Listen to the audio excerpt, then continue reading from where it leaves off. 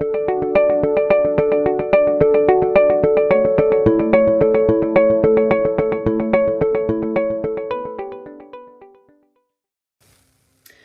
COVID-19 crisis has challenged every single one of us. We have seen that boards that do well and thrive in times of crisis have done three things in the current environment that will stand them in good stead both now and for the longer term. Those three things are that those boards are making decisions anchored in their purpose and values. Secondly, they're embracing digital and all that that can bring to them as board members and as organisations. And thirdly, they are embracing and thriving on collaboration, both within their organisation and sometimes beyond.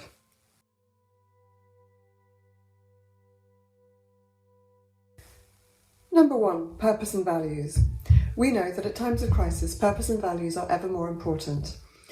And decision making is equally very difficult in a time of crisis. So decisions that are made or not made at the boardroom right now are going to enable organisations to thrive and survive or not for the long term. Decision making now is compounded by the rate of change being different in different countries, different sectors and different parts of the world. So decision making around employee rights or health provisions are varying and changing as we speak.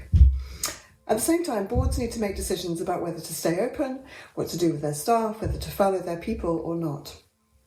And we have seen organisations step into this space successfully or less so in some cases, and we see great examples, and the list is growing day by day, where companies are offering up their people, their resources, their capabilities to help others and in the service of others and the greater good. Those companies that do that and offer up what they can to help others will ensure they are acting on their purpose and values. This will ensure the health of their organisation for the longer term and ensure they continue to thrive post this crisis.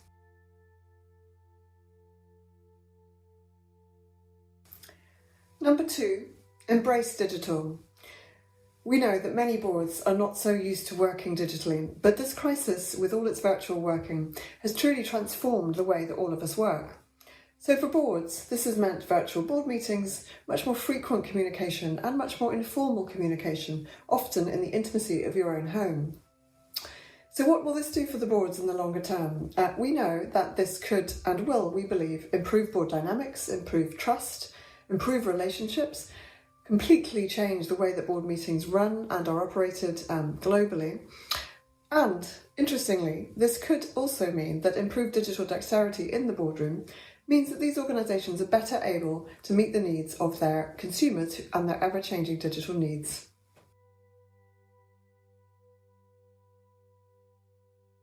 And thirdly, collaboration and the innovation it creates.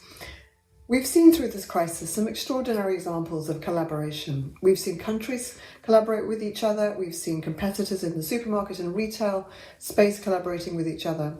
And we've seen companies repurpose their whole supply chain or manufacturing line if needed for the production of ventilators or hand sanitizer or other necessary products. So boards that are able to lean into this and are seeking out extraordinary partnerships and relationships will benefit from this both for now during the crisis but also in the longer term. And really those boards will enable their organisations to thrive through greater innovation, greater collaboration and greater inclusion, as well as the diversity that they are always seeking of thought in the organisations they serve.